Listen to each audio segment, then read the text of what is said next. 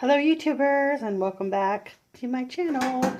I know it's been just a little while. Excuse me.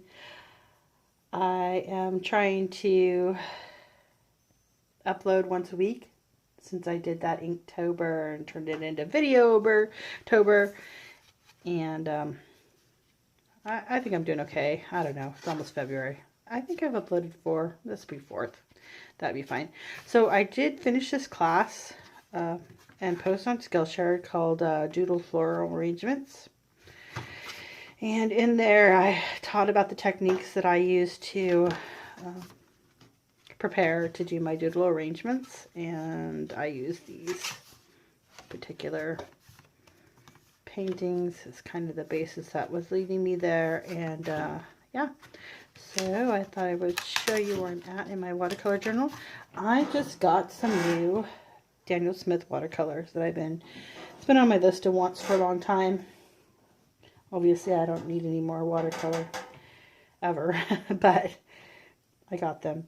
And that was Cascade Green and Green Apatite Genuine. I also wanted the diopside, but I don't want the big container because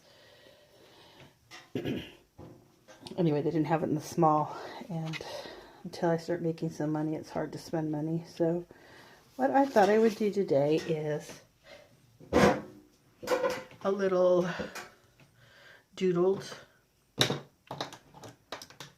flower arrangement. And just so I have some content to post. As you know, I like to do little squirrels for my roses. And, you know, odd numbers, I just always like to put in odd numbers. And then for fillers, I like these kind of ferny little. And just for some symmetry.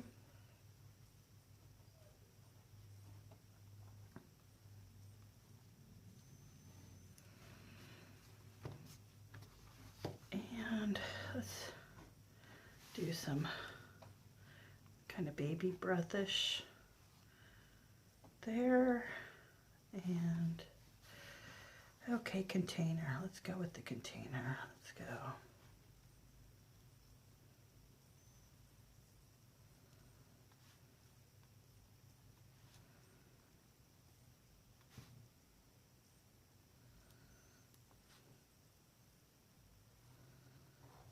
And symmetrical would be boring, right? I like to put a little table. It's kind of separated out. Wow, looks cute already, right? Let's see, let's just, some leaves here. And this is big, so it's going to get a big leaf.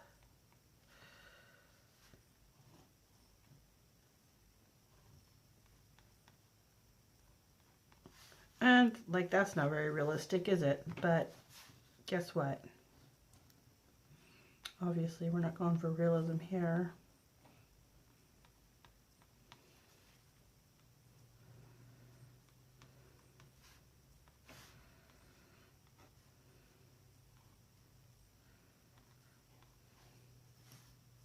Kind of like that, right?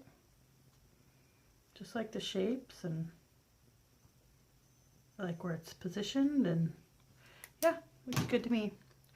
Okay, so I don't have a spot in my permanent palette for those new greens I got. I am just putting them on the lid there, the mixing area. And I've decided that I really like this Cascade Green with the pink. So I'm going to use that with the roses. And I'm not totally used to working with these particular colors, and it seems like with a little more water it's more granulating and separating, which is what I really enjoy about these two colors, and why I wanted them was, well, because of the granulation and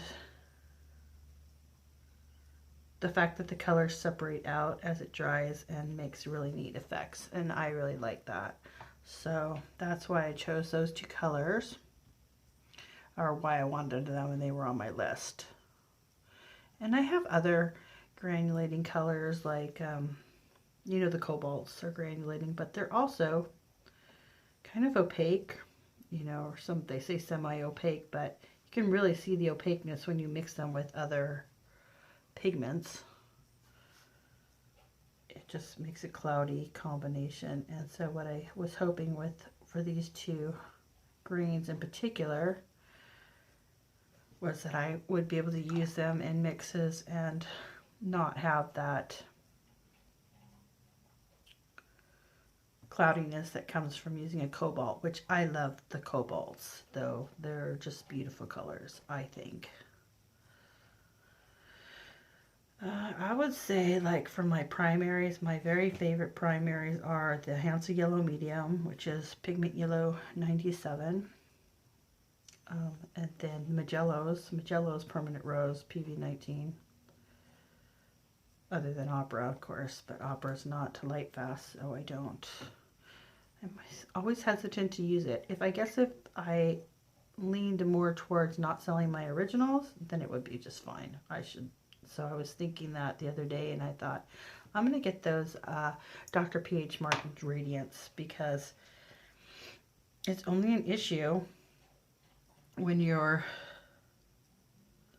selling your originals. If you're not selling your originals and you're digitizing your work and making prints, then you could use whatever you want, right? And so I thought that's justification. That's what I'm going to get. My next big purchase is going to be the Core 24 palette. It's about $80, and then I want to get, obviously, I was going to get another palette like these little ones to put it in, but then I decided I have another one of these that's just empty, so I'm going to put it in there. Where did I get their colors? I think I wanted to, yeah.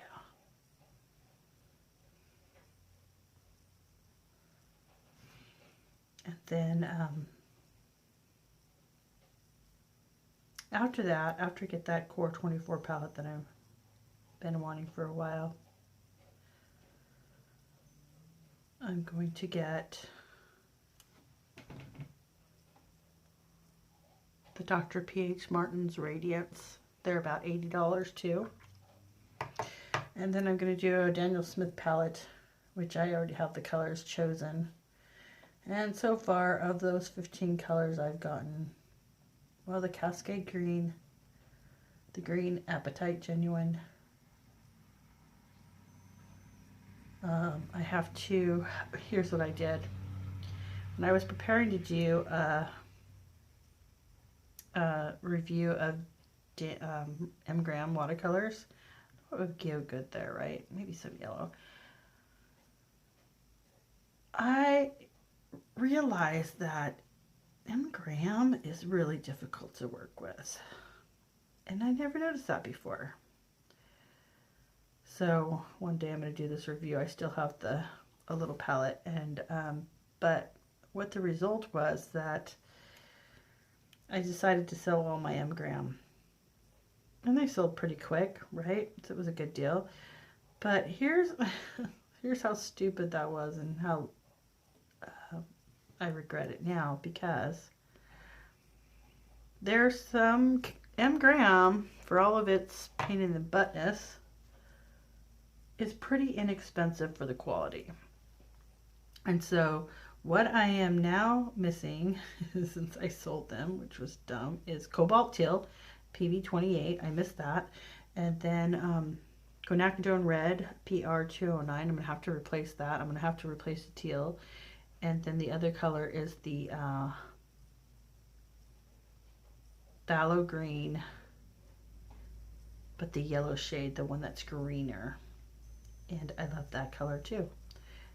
And it's really inexpensive in m.graham. I mean, I actually thought about going and replacing it in m.graham because it's just inexpensive. And I remember thinking that one time, okay, if it's a color I know I like, I'm just going to get it in m.graham because it's such a bargain. But the reason I sold my m.graham is because m.graham is so difficult to work with. Like, you don't even realize it until you're like comparing it to Schminky or Daniel Smith or Magello, and you try to dilute, I mean, just everything. Like, even just trying to get a light color is difficult with m.graham, because m.graham is just,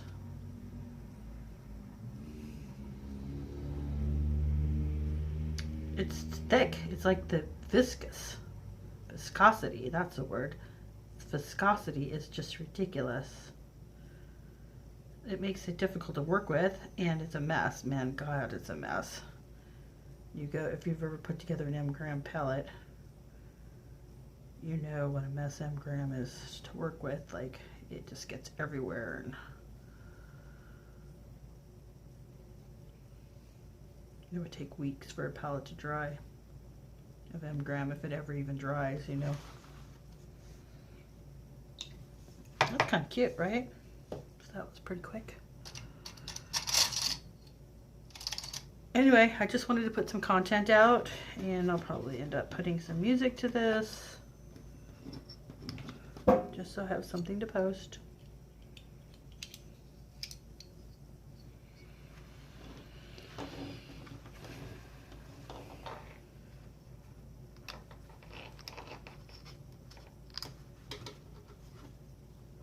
Gotta sign it.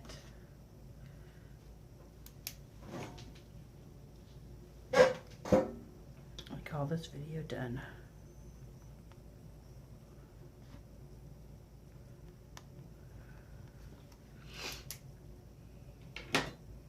Thanks for watching. Bye.